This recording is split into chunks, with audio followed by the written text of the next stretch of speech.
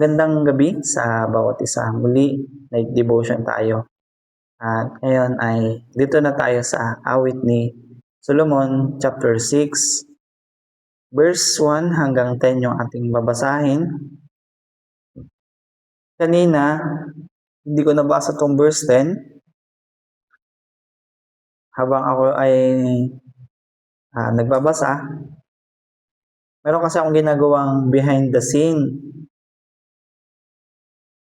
na video. Doon yung makikita yung aking pananalangin bago ako magbasa at pagkatapos kong manalangin,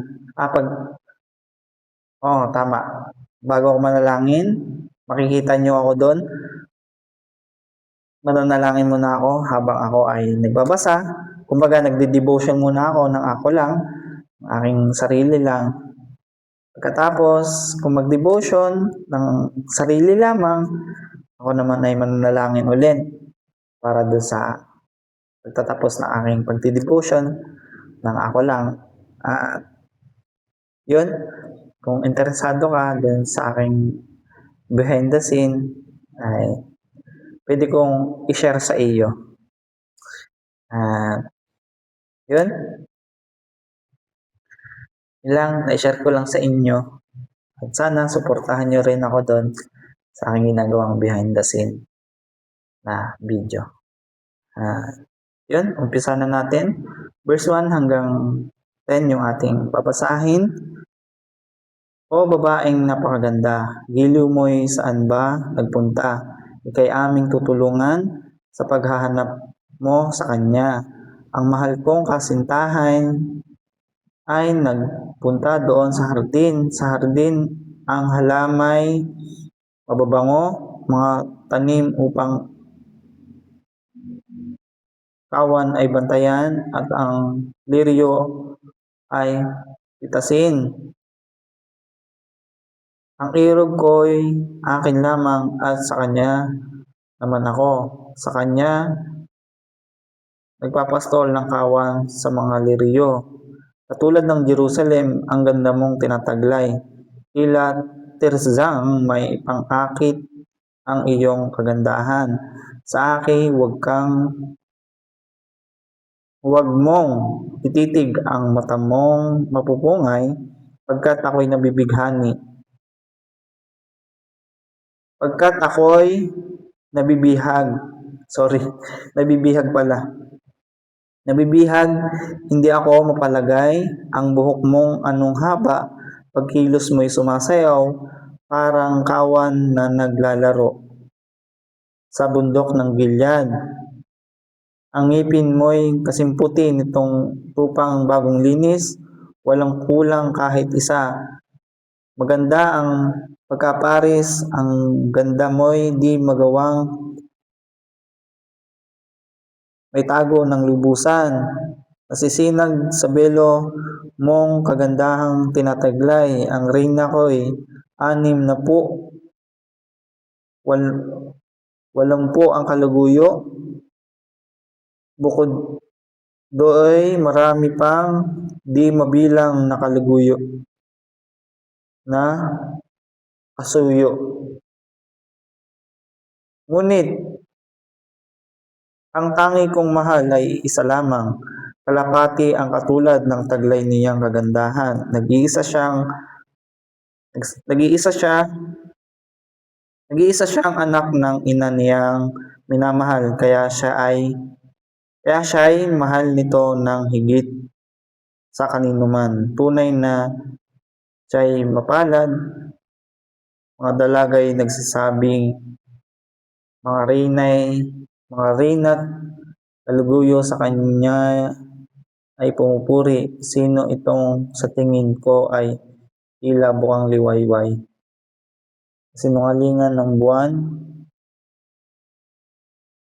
Kasing ganda ng buwan, kasing ningning nitong araw. Yun, pagpasensyahan nyo na yung aking pagbabasa. Yun, medyo antok na rin. Sana ay patawarin nyo ako. Ang aking natutunan dito, ang aking nakita, na-realize, ito'y aking binabasa kanina at ngayon ay itong verse 3. Malalaman mo na yung tamang tao para sa iyo, nakakasama mo na siya. Ano man yung nakaraan mo, ano man yung naging sitwasyon mo noon, kapag iyon ay isinare mo sa kanya, at pag yun ay tinanggap mo sa kanyang buhay, pag yun ay tinanggap niya sa kanyang buhay, yung pagkatao mo nung nakaraan na dun sa nakaraan mo, kaya mo siya i-share para wala kayong maitatago. At maganda yon na makapag-share kayo ng inyong nakaraan, hindi lang para halukayin yung inyong nakaraan or alalahanin yung mga masasama nyong nakaraan. Kundi, kumbaga maging open sa isa't isa. Isa po yun sa pinakamahalaga bilang magkasintahan or mag-asawa. Kung meron po kayong asawa, ay alam niyo na po yun. Yung pong ibig ko pong sabihin. At kung kayo pa naman po ay magkasintahan pa lamang, ay mabuti po na magkaroon po kayo ng open-minded sa isa't isa. Yung nakaraan niya, pag na-share sa inyo, ay pakinggan nyo po. At dun mo malalaman kung yung tamang taong yun ay nakalaan sa'yo. Kumbaga, kung siya na yung kay Mr. Right or Miss Right sa iyong buhay, hindi ko makuha yung tamang term, pero kung siya yung tamang tao na nakalaan sa iyo, kung siya yung taong inilaan sa iyo ng Panginoon, kahit nasabihin mo yung iyong nakaraan sa kanya, yung pangit mong nakaraan, ay tatanggapin kanya at patuloy kanyang mamahalin. Yun po yung nakita ko po dito sa verse 3. At kung tanggap ka niya, yung nakaraan mo, masasabi mong siya na yung tamang taong nakalaan para sa iyo. Dahil yung tamang tao sa iyong buhay, tanggap ka kung ano ka. Ano man yung nakaraan mo, ano man yung pinagdaanan mo noon,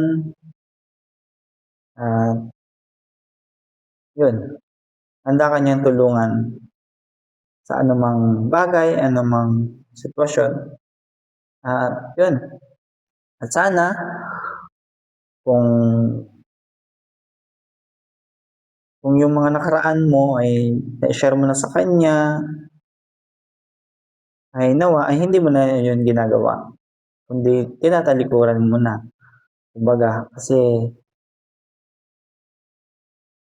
pangit yung ganun, yung i-share mo na yung nakaraan mo, alam mo, dati akong ganito, dati akong ganyan, pero ngayon, nagbago na. Tapos babalik ka doon, ay dapat hindi ganun. Kundi, pag na-share mo na sa kanya, ay dapat magbago ka na. Kasi ang tunay na nagmamahal at yung taong nakalaan para sa iyo ay yung kaya kang tulungan sa pananalangin na mabago ka bilang isang taong mabuti. Kumbaga yung tamang tao ay nakakabuti at nagbibigay encourage sa iyo. Sana po ay nawaan niyo po yung gusto ko po sabihin patungkol po dito sa verse 3 Medyo magulo na naman po yung aking explanation. Pero ang gusto ko pong iparating,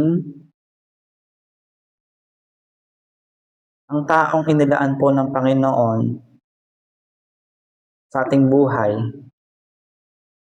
ay nakakabuti sa ating nagmamahal at doon sa ating minamahal. At yun po yung isang bagay na aking natutunan dito sa verse 3. Pagpasensyahan nyo na po kung medyo magulo yung una kong explanation. At kung meron po kayong hindi naintindihan, yun po sa aking paliwanag patungkol po dito sa verse 3, pwede po kayo mag-comment po dito sa aking video. Yun lamang po at marami pong salamat sa patuloy na pagsuporta niyo po sa aking pag-devotion tuwing gabi. Yun. 2 chapter na lang po ang ating babasahin. Dito na po tayo sa Isaiah. Yun, excited na po ako na basahin po itong aklat ng Isaiah. Yun, sana po ay patuloy niyo po akong suportahan. Hanggang dito na lamang po. Muli, see you tonight devotion. God bless po. Bye-bye.